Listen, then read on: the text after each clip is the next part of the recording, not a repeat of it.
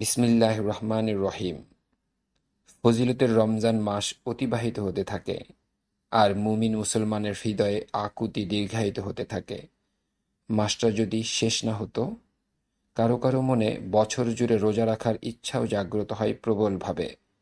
এমনটা হবার কারণও আছে। রোজাদারদের আল্লাহ পাক নিজ হাতে পুরস্কারের ঘোষণা দিয়েছেন। কিন্তু মানুষের পক্ষে সারা বছর রোজা রাখা সম্ভব নয়।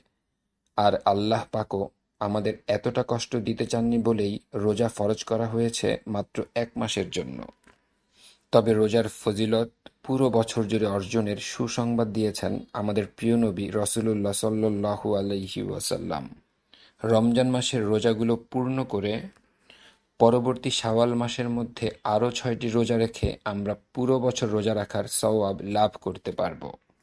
নবীজি সাল্লাল্লাহু আলাইহি ওয়াসাল্লাম এর সুসংবাদটি এমন: যারা রমজানে রোজা পালন করবে এবং শাওয়ালে আরও ৬টি রোজা রাখবে, তারা যেন পুরো বছরই রোজা পালন করল।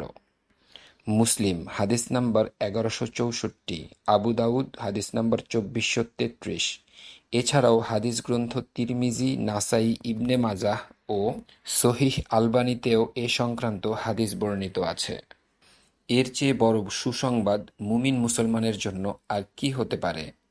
এই ৬টি রোজা শাওয়াল মাসের যে কোনো ৬ দিন রাখলেই পুরো ফজিলত লাভ হবে। আল্লাহ পাক আমাদের এই সুযোগ কাজে লাগাবার তৌফিক দান করুন।